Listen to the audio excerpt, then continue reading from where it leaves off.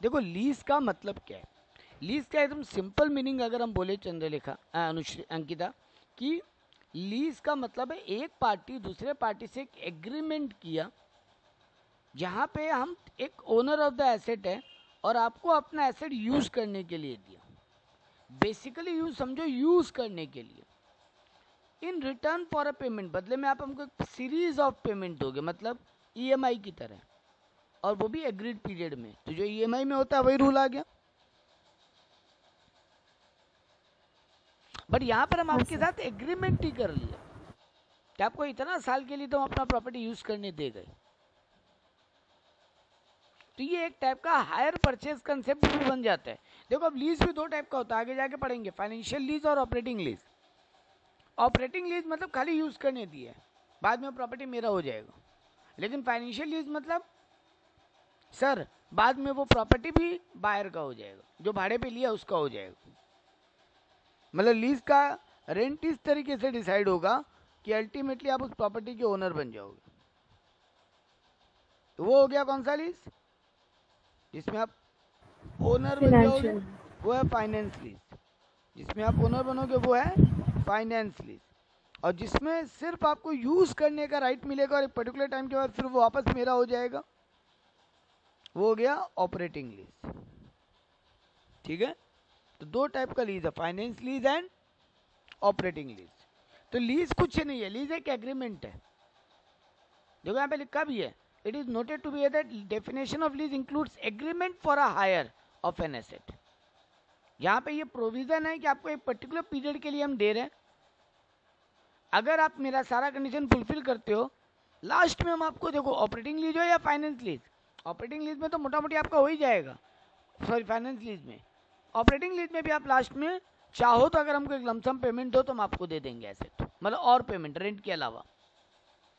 तो ये लीज एक एग्रीमेंट है रेंटल का, बस यहाँ पर बहुत ज़्यादा लॉन्गर पीरियड है और प्रॉपर एग्रीमेंट होके रेंटल दे रहे हैं इसलिए।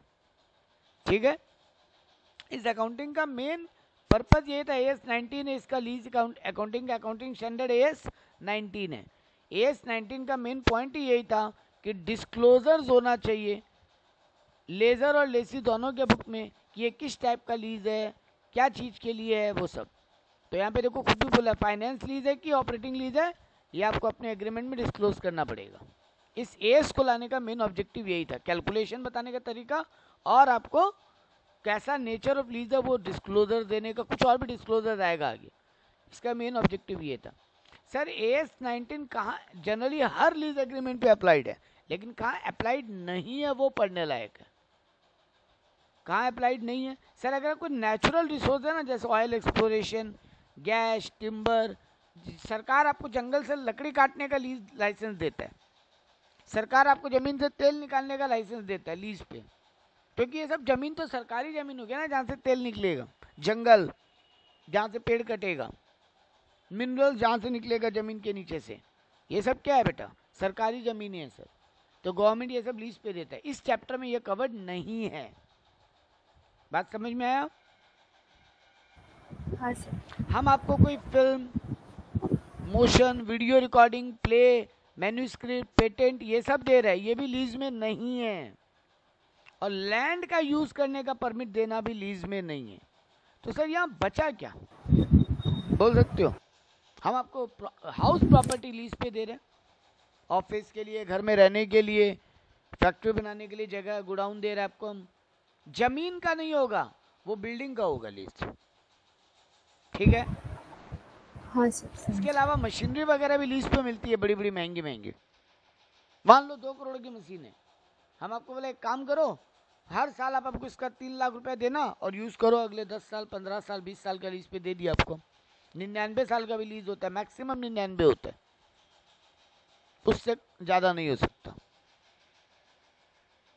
ठीक है, अब यहाँ पे बोला कुछ हाँ चीजों सर। का आपको मेंटेन करना है। तो लीज क्या हुआ, तो आप देखो इंपॉर्टेंट डेफिनेशन यहाँ वही दिया, लीज एक एग्रीमेंट है जहाँ पे लेसर, लेजर मतलब लीज पे देने वाला, और लेसी मतलब लीज पे लेने वाला।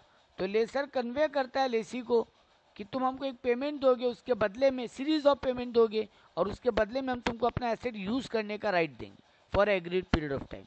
यही लीज का डेफिनेशन है। नेक्स्ट बोला फाइनेंशियल लीज क्या होता है और ऑपरेटिंग लीज क्या होता है।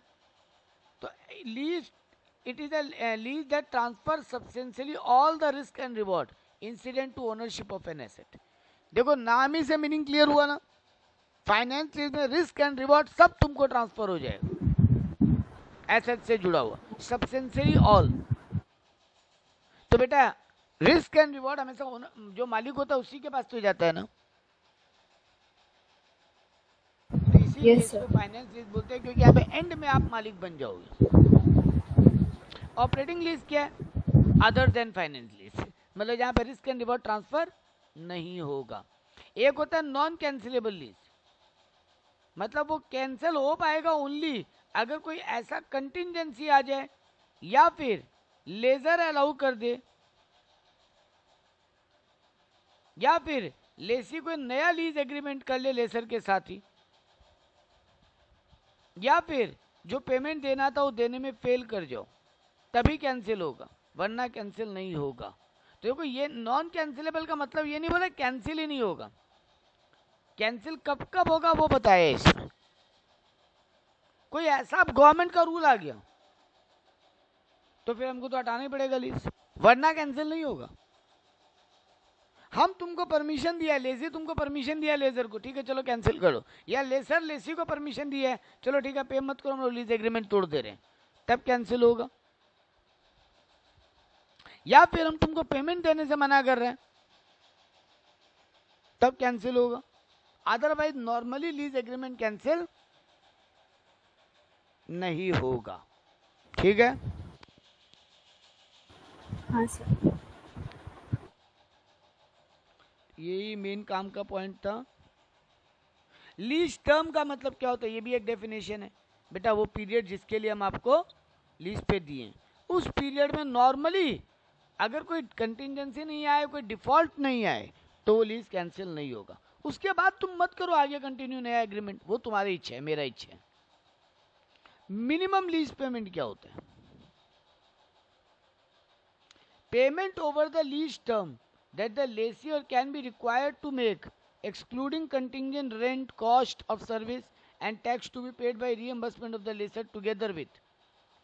देखो यहाँ पे एक बहुत इंपॉर्टेंट वर्ड बोला, मिनिमम लीज पेमेंट का मतलब इन दोनों का लोअर या इन दोनों का कॉम्बिनेशन, सॉरी, जो एक बोला है रेसिडुअल वैल्यू गारंटीड और एक बोला है in case of lessor any residual value guaranteed to the lessor. देखो एक बात समझना, लेसर के लिए, लेसी के लिए, सॉरी लेसी कौन हुआ, जो लीज पे लिया है, उसके लिए मिनिमम लीज पेमेंट कितना होगा, जितना वो गारंटी दे रहे हैं। कॉस्ट रेंट के अलावा बात हो रहा है यहाँ पे, सर रेंट और कॉस्ट के अलावा और कौन सा लीज पेमेंट का बात आएगा। एक बस एग्जांपल देते हैं, मान लो एक प्रॉपर्टी है जो हम आपको लीज पे दे रहे हैं, आप लेसी हो, हम आपको बोला हर महीना आप हमको, हर साल आप हमको 2 लाख का रेंट दोगे इसके लिए, आप बोले ठीक है। मान लो 10 साल के लिए लीज पे दिए, तो कितना रेंट हो जाएगा, 20 लाख। हाँ। हम आपको बोला था इसके अलावा कोई टैक्स वैक्स देना है तो वो भी आप दोगे, बोला अच्छा ठीक है दे देंगे। मान लो म्यूनसिपल टैक्स भी बनता है 20,000, तो वो भी आप दोगे, तो टोटल पेमेंट कितना हो रहा है आपकी जेब से, 2 लाख इंटू 10 20 लाख और 20,000 और 20 लाख 20,000। अब हम आपको बोला end of the time, end of the time अगर आपको लगे ये प्रॉपर्टी आपको लेना है, 10 साल जब खत्म होगा तब अगर आपको लगे आपको ये प्रॉपर्टी रखना है, तो आप हमको और 2 लाख दे देना, ये प्रॉपर्टी आपका हो जाएगा, या और 5 लाख दे देना, प्रॉपर्टी आपका हो जाएगा। तो ये आप हमको गारंटी दियो। हाँ। तो बात इसका हो रहा है, देखो ऊपर क्या बोला, contingent rent, cost of service, tax, ये तो है ही, इनके अलावा और क्या जुड़ेगा। लेसी की पॉइंट ऑफ व्यू से जितना वो और गारंटी दिया है रेसिडुअल वैल्यू का देने का end of the lease period, तो हम आपको 20 लाख रेंट दे रहे हैं, इसके अलावा 20,000 हम आपके बिहाफ में टैक्स भर रहे हैं, और अब हम आपको बोले हम 5 लाख और दे देगा आपको एंड ऑफ द पीरियड, और ये एसेट हम रख सकते हैं, अगर देगा तो रख लेगा, नहीं देगा तो आप अपना ले जाना उठा के। तो हम आपको 25,20,000 रुपया दे रहे हैं, करेक्ट? Yes sir. ये हुआ मेरे आपके बुक्स में लीज का मिनिमम लीज पेमेंट। मेरे बुक्स में क्या होगा? सर आपको 20 लाख का रेंट मिल रहा है, प्लस आपको 20,000 आपके भी यहाँ पे म्युनिसिपल टैक्स पे हो रहा है। अब यहाँ ये 5 लाख ऐड नहीं होगा मेरे बुक्स में। आपके बुक्स में ये एक्स्ट्रा बता रहे हैं, आपके बुक्स में ये एक्स्ट्रा कौन सा ऐड हुआ? जो आप end of the period extra amount देने का गारंटी ले रहे हो, वो 5 लाख ऐड हुआ। मेरे बुक्स में कौन सा गारंटी वैल्यू ऐड होगा? जो हमको आप दिए हो या कोई और थर्ड पार्टी दिए, या हमको लगता है मार्केट में इतना मिल सकता है उस समय, तीनों में जो हायर है। अच्छा, हम 3 बात बोला। देखो यहाँ पे वर्ड क्या यूज हुआ? In case of ledger any residual value guaranteed to the ledger. Ledger को जो भी गारंटी मिला है वो वैल्यू ऐड होगा। लेकिन आपके बुक्स में क्या बोला था? Residual value of guarantee bye on behalf of the Lesi. आप जितना गारंटी दे रहे हो वही आपके बुक्स में ऐड हुआ, extra 5 lakh. End of the period आप कितना दे दोगे वो आपके बुक्स में ऐड हुआ, ठीक है?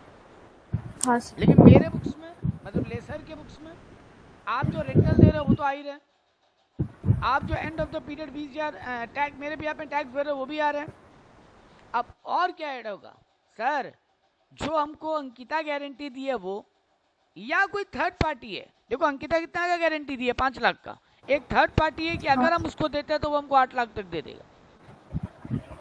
और हमको लग रहा है इसका मार्केट में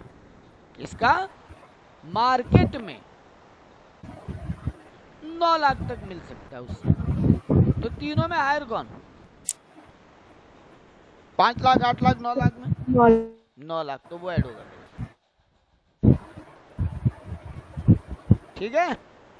हाँ सर ठीक। तो आपके लिए मिनिमम लीज पेमेंट जो आप पूरा टाइम पीरियड में दे रहे हो, plus end of the period जो आप गारंटी दे रहे हो।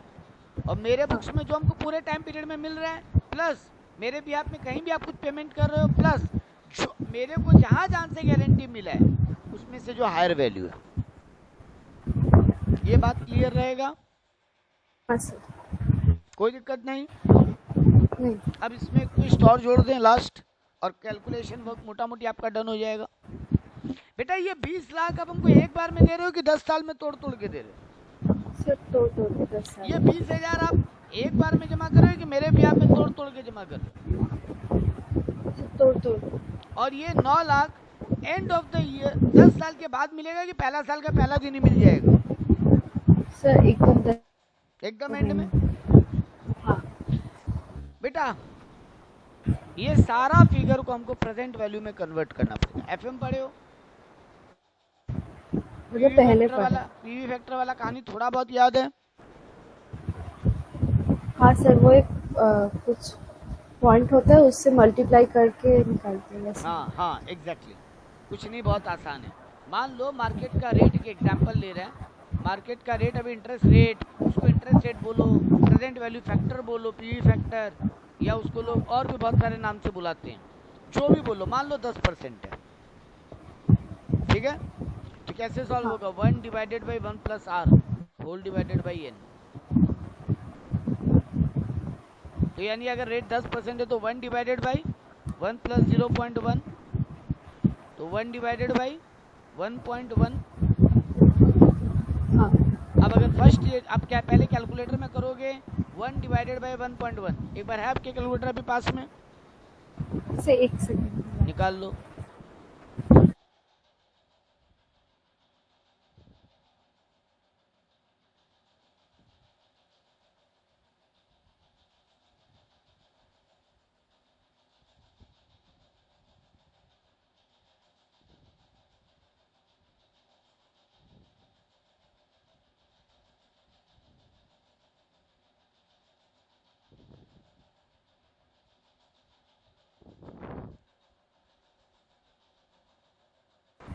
हाँ, तो अब देखो कैलकुलेटर में मारो 1 डिवाइडेड बाई 1.1। हाँ, क्या आया? 0.90। 0.909090। अब अगर 4 डेसिमल तक लो या 3, मेरा आइडिया ऑलवेज रहता है कि मैक्सिमम 0 के बाद 4 डेसिमल तक लो। 9090। 4 तक 9091 आएगा आई थिंक देखो। हाँ कन्वर्ट होके हाँ, और हमेशा ध्यान रख लेना कि वो 1 के बाद क्या है, 5 से बड़ा है तो इसको 2 कर लेना, और 5 से छोटा है तो इसको 1 कर लेना। समझ में आया मेरा बात?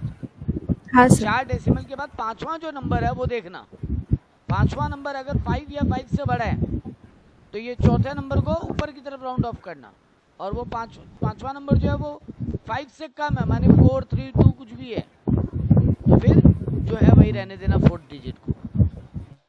ठीक है? ठीक है सर। हाँ अब ये आया, अब दोबारा इक्वल टू मारो। हाँ आपका कैलकुलेटर में नंबर बदला, 0.8 समथिंग आया।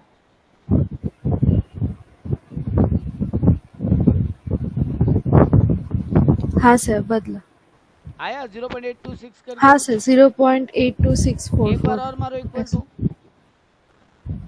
हाँ 0.7513। यानी आपका कैलकुलेटर ऐसे ही काम करता है। कुछ कैलकुलेटर में ना प्रॉब्लम क्या होता है, एक बार करने के बाद एक बार और डिवाइड मार के इक्वल टू मारना पड़ता है, इसलिए हम चेक करवा रहा था आपका कौन सा तरीके से काम करता है।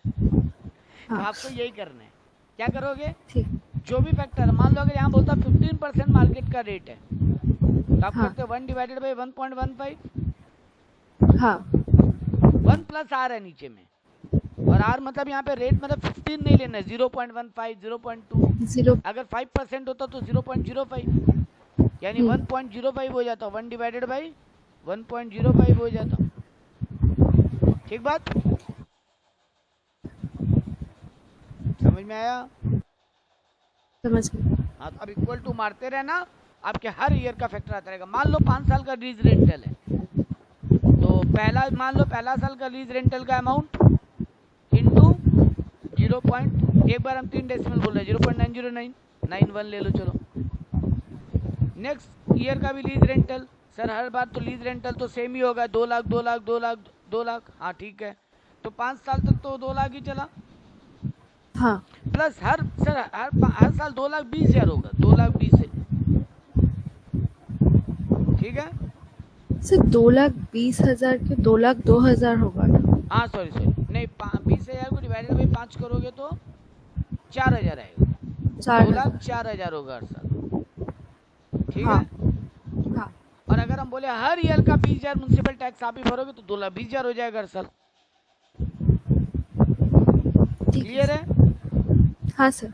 5वां साल ये 2,20,000 नहीं सर, 2,20,000 प्लस 5 लाख होगा, जो आपके बुक्स का बात कर रहे हैं अभी हम, लेसी का,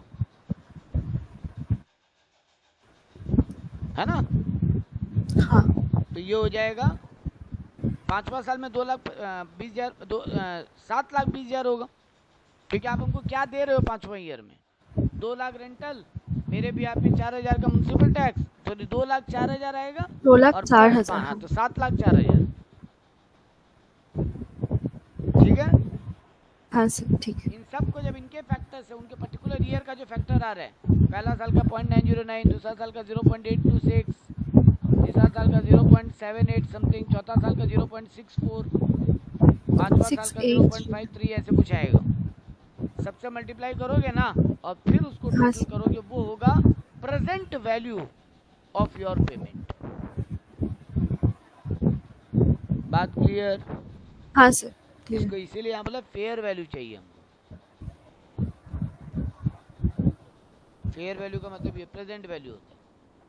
ठीक है? हाँ सर ठीक है। देखो इसीलिए यहाँ पे क्या लिखा, guaranteed racial value plus unguaranteed को भी देखता है, मतलब मार्केट में क्या दाम में बिक सकता है लेसर, तो वो भी देखता है, लेसी को कोई मतलब नहीं है उससे। ठीक है? Yes sir. जब बेटा ये बिना कन्वर्ट किए वाला टोटल को अगर ऐड करो ना, जो कि आपका आ रहा था आई थिंक 20,20,000, हाँ। उसको बोलते हैं ग्रॉस इन्वेस्टमेंट। ठीक है? और जब उसको प्रेजेंट वैल्यू में कन्वर्ट कर लो उसको बोलते हैं नेट इन्वेस्टमेंट। और ग्रॉस और नेट का डिफरेंस को बोलते हैं इंटरेस्ट। ग्रॉस और नेट का डिफरेंस को बोलते हैं इंटरेस्ट। बात क्लियर? हाँ सर। हाँ, तो ये आपको तरीका बताया फिगर कैसे निकलेगा। अब आता है 2 टाइप का लीज है, फाइनेंस लीज और ऑपरेटिंग लीज। तो फाइनेंस लीज क्या है? जहाँ पे all risk and liability transfer हो जाए, all risk and reward ownership से कनेक्टेड जो भी सब ट्रांसफर हो जाए, और जहाँ पे ट्रांसफर नहीं हो वो हो गया ऑपरेटिंग लीज। ये ऊपर पढ़ा चुके हैं आप। अब आया फाइनेंस लीज में रूल क्या होगा, तो देखो वही ज्ञान पहले दिया है कि फाइनेंस लीज किसको क्लासिफाई करता है, तो बोल रहा है सारा रिस्क रिवॉर्ड ट्रांसफर हो रहा है। आपको ये भी ऑप्शन मिल रहा है एंड ऑफ द पीरियड कि आप एक और सफिशिएंट अमाउंट पे करके एसेट ले लो, अगर आप लेना चाहो तो। कंपलसरी नहीं है, आपको एसेट पर्टिकुलर ईयर्स तक यूज करने मिलेगा, उसके बाद आपको लेने का राइट मिलेगा। हर साल आप हमको मिनिमम लीज पेमेंट देते रहोगे और उसका पीवी में कन्वर्ट करके आप अपने बुक्स में रिकॉर्ड करोगे। आप अपने बुक्स में क्या एंट्री करोगे अभी नेक्स्ट पढ़ने वाले, ठीक है? हाँ सर। हाँ, और वो एसेट इस तरीके से मॉडिफाई करके बनाया गया है कि आपके अलावा फिर इसको और कोई यूज नहीं कर पाएगा। यही होता है फाइनेंस लीज, क्योंकि इसमें अल्टीमेटली आपका ही नाम पे एसेट चला गया हमेशा के लिए। अच्छा, ठीक है ना?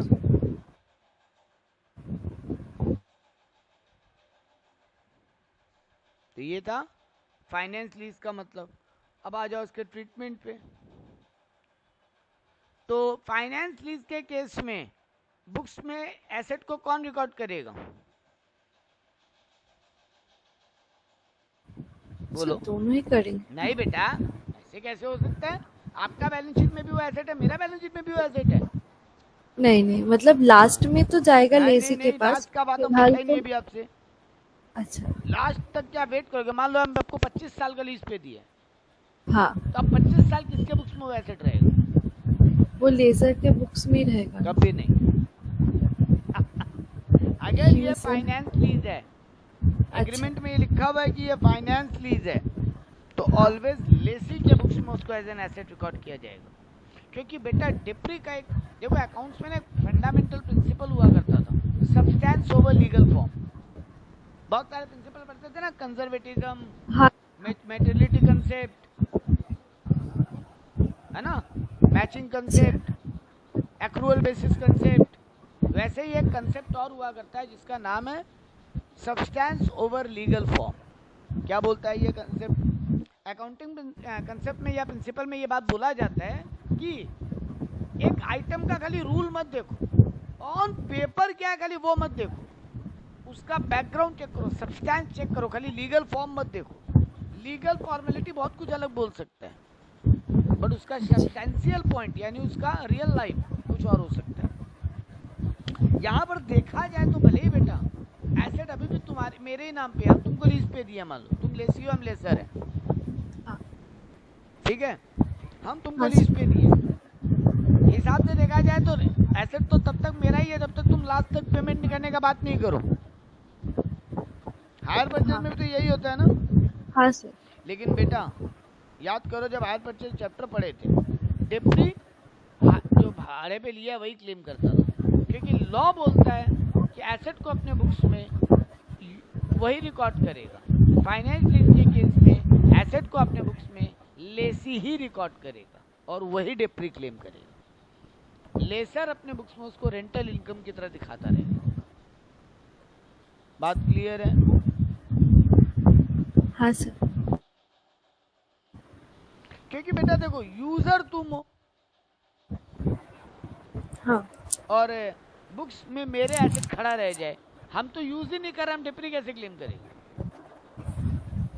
हाँ वो भी। और तुम यूज कर रहे हो और तुम डिप्टी भी क्लेम नहीं कर रहे हो उसका, तो बड़ा मतलब अजीब सिचुएशन हो रहा है। और लास्ट में जाके एसेट तुम्हारा हो गया तो तुम ले ही लिए, सही में तो एक्चुअली में ले ही लोगे। नॉर्मली केस में ले ही लेते हैं। फाइनेंस लीज जब साइन कर रहे हैं ना, तो तुम भी इसी सोच के साथ साइन करोगे लेना ही है लास्ट।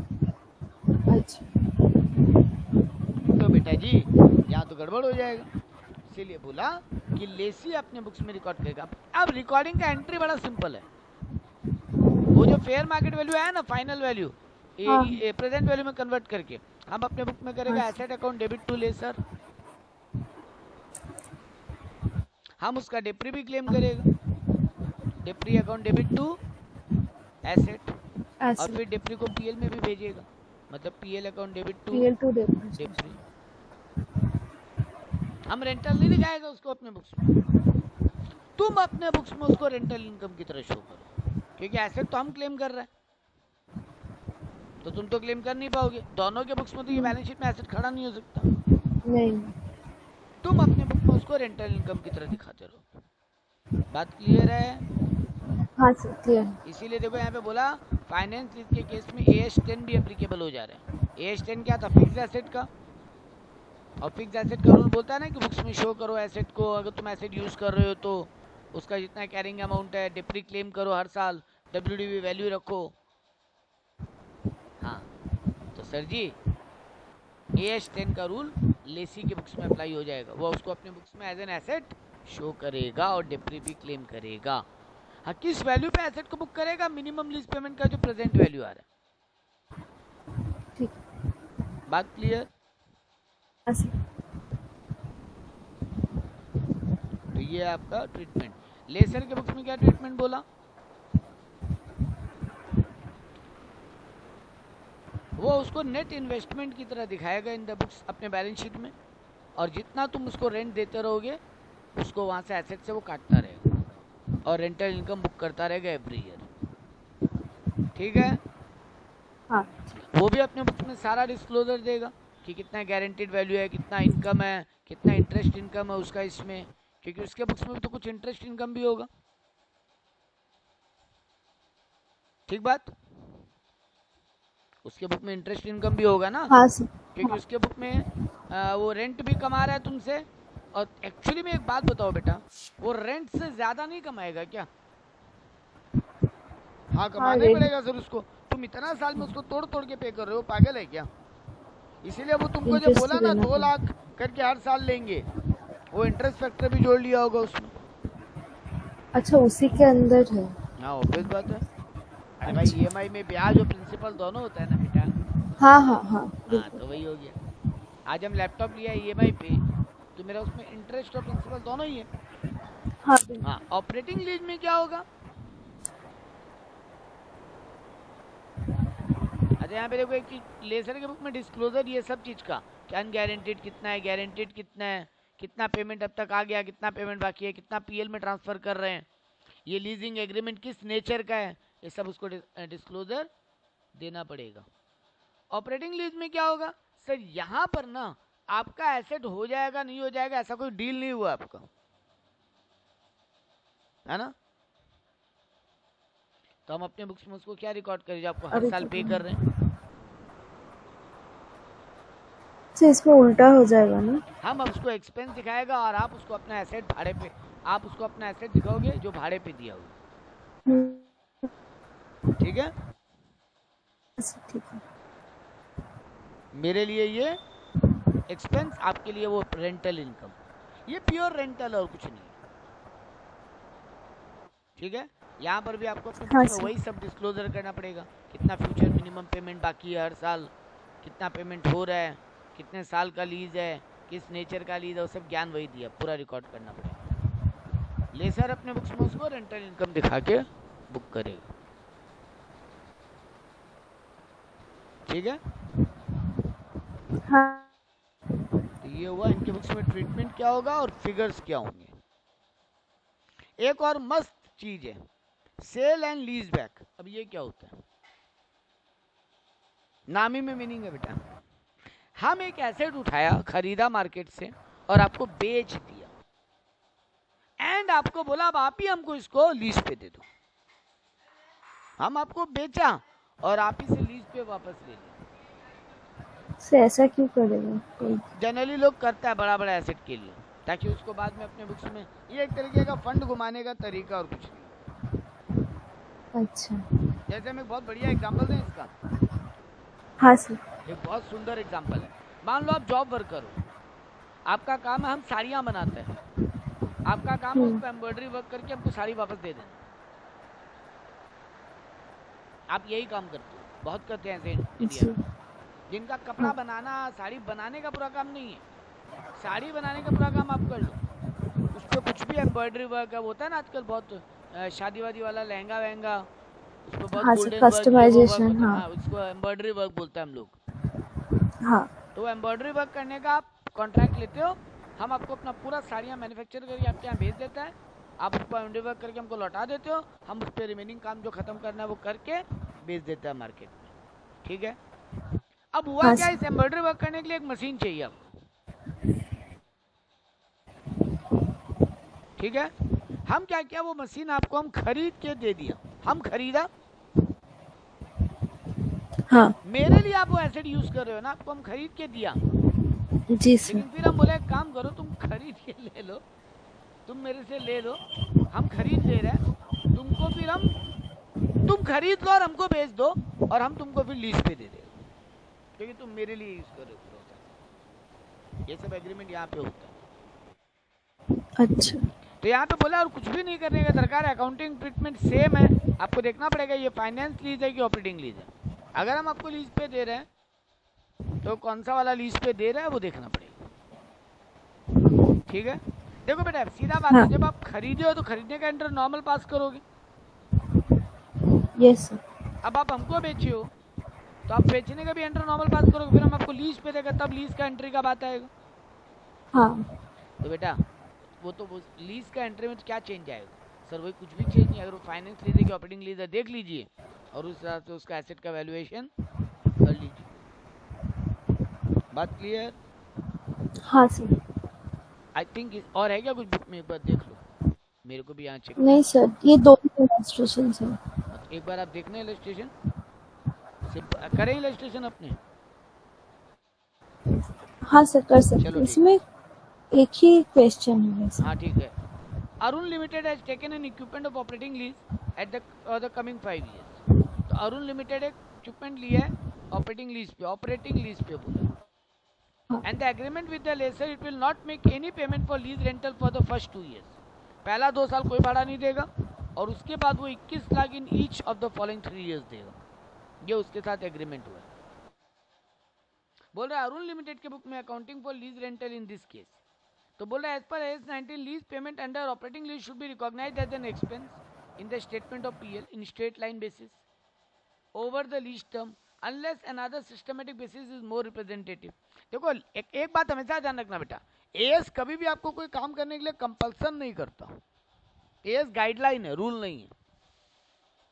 तो यहाँ पे देखो बोला अनलेस, अगर आप कोई और बेटर तरीका ढूंढ के ले आओ तो वो वाला तरीका फॉलो कर लेंगे, कर लो कोई दिक्कत नहीं है वो तरीका, ठीक है, बात क्लियर। हाँ सर। लेकिन अगर आपके पास कोई तरीका नहीं है तो भैया हम जो बता रहे हो कर लो फॉलो, और क्या, लोग कोई माथा लगाता भी नहीं, जो एएस में लिखा है वो फॉलो कर लेते, किसका दिमाग खराब है और तरीका ढूंढ के लाएगा फिर डिपार्टमेंट से लड़ेगा। तो हम आपको टोटल कितना पेमेंट कर रहे हैं, 21 लाख करके 3 साल में 63 लाख। हाँ। उसको डिवाइडेड बाई 5 ईयर करेंगे। देखो भले ही पहला 2 ईयर भाड़ा नहीं दिए, क्या बोला है वो ठीक से गौर करना, टोटल जो लीज पेमेंट है उसको स्ट्रेट लाइन बेसिस पे क्लेम करने बोला एज एन एक्सपेंस। अच्छा। तो 3 साल पे वो 21 लाख नहीं दिखाएंगे हम, हमको तो पता ही हम आपको टोटल 63 लाख पे करेंगे। हाँ। भले कभी से पे करें उससे क्या मतलब, 5 साल का लीज लाइफ के लिए है ना वो पूरा पेमेंट। Yes sir. हाँ ठीक है, उसको 5 साल में बांट के हर ईयर हम पीएल में 12,60,000 as a rental income, lease rental income दिखाते रहेंगे। अच्छा। नेक्स्ट बोला Vishnu limited lease a printing machine from Garud limited for a period of 3 years। The useful life of the printing machine known as for 5 years। हम 3 साल के लिए तुमसे lease पे लिए, यूजफुल लाइफ उसका 5 साल है। तो देखो हम अच्छा खासा लाइफ हम यूज कर रहे हैं, ये भी एक हिंट है फाइनेंस लीज का। जो उस एसेट का जिंदगी है उसका अच्छा खासा लाइफ हम यूज कर ले रहे हैं, ठीक है। ठीक है sir. It was agreed between the lessor and lessee that the amount will be paid in 3 installments, and at the termination of the lease, Guru Limited will take back the said machine.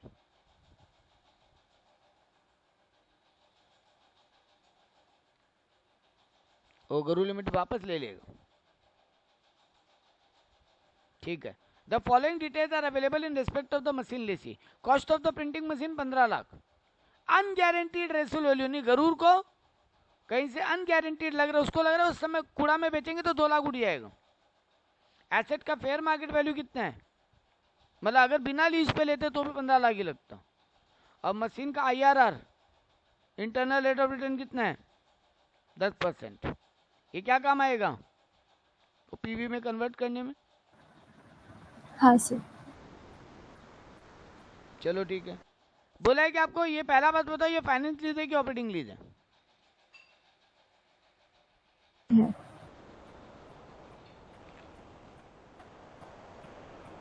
बोलो।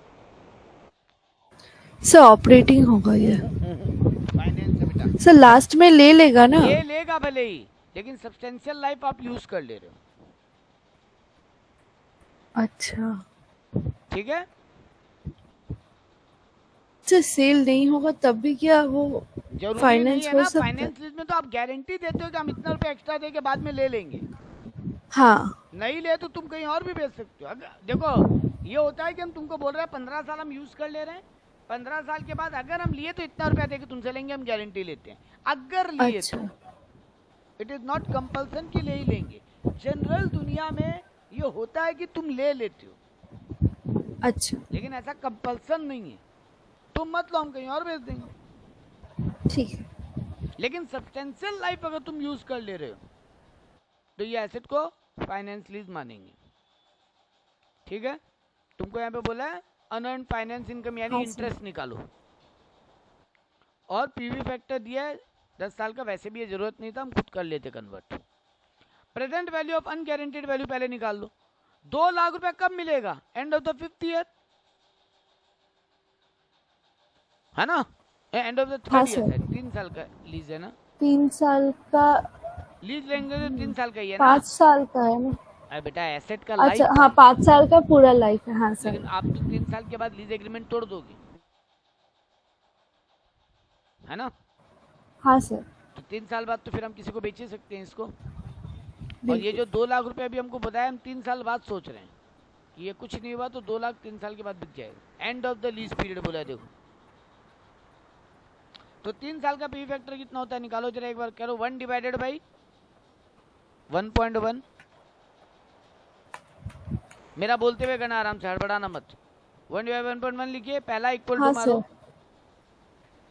हाँ sir. दूसरा मारो। हाँ। तीसरा मारो। हाँ। GT का button है? हाँ सर है। आया 2.4868। 2.48685। हाँ ऐसा। तो ये देखो ये क्यों किया सर? बेटा अगर हर साल अमाउंट सेम होता है ना तो हम लोग क्या करते हैं, हर first year, second year, third year, हम हर साल फिर उसको मल्टीप्लाई नहीं करते बैठ के। अच्छा। ये तब करते हैं करंट प्रेजेंट वैल्यू में कन्वर्ट करने के लिए जब हर साल का फिगर भी अलग अलग होता। लेकिन जब हर साल का फिगर सेम हो तो हम क्या करते हैं, जितना साल का वो पीवी फैक्टर है सबको ऐड करके निकाल लेते हैं और उसी से डायरेक्ट 2 लाख को मल्टीप्लाई कर लेते हैं। या एक बार मिल रहा है, सॉरी हाँ 1 मिनट, हाँ ये बात समझ में आया? और अगर वो एक बार ही मिल रहा है एंड ऑफ द लाइफ तो खाली एंड ऑफ द लाइफ का पीवी फैक्टर से मल्टीप्लाई करते हैं। हम 2 बात समझाया, मेरा बात फिर सुनना। ये 2 लाख हर साल मिलेगा कि एक बार मिलेगा बस एंड ऑफ द लाइफ? बोलो। ये तो एंड में मिलेगा ना? हाँ ये एंड में एक बार मिलेगा। तो देखो इसको खाली मल्टीप्लाई किया 0.7513 से।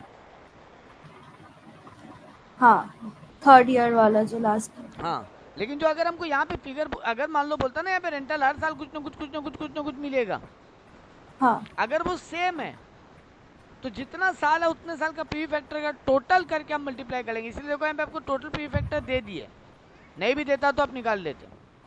अच्छा ठीक है। हाँ। आपको तो यहाँ दोनों ही दे दिया है, 3rd ईयर के एंड का भी दे दिया। ठीक है। हाँ सर ठीक है। हाँ तो आपको यहाँ अब देखो प्रेजेंट लीज वैल्यू कितना हो रहा है सर? आप 15 लाख एसेट का लाइफ है और आपको एंड ऑफ द लाइफ कितना मिल जाएगा? 1,50,260। 15 लाख तो डे 1 को है ना एसेट का वैल्यू, फेयर मार्केट वैल्यू, और एंड ऑफ द लाइफ कितना मिल जाएगा? 1,50,260। यानी हिसाब से आपको एसेट का कॉस्ट कितना पड़ रहा है? 13,49,740। हाँ। लेकिन आप हमको कितना में दे रहे हो? 15 लाख। देखो लीज एग्रीमेंट कितने का हुआ है? Cost of the machine 15 lakh है और आप फेयर वैल्यू यानी लीज रेंटल कितना में दे रहे हो? 15 लाख। तो यही तो आप इंटरेस्ट कमाओगे ना। जी सर।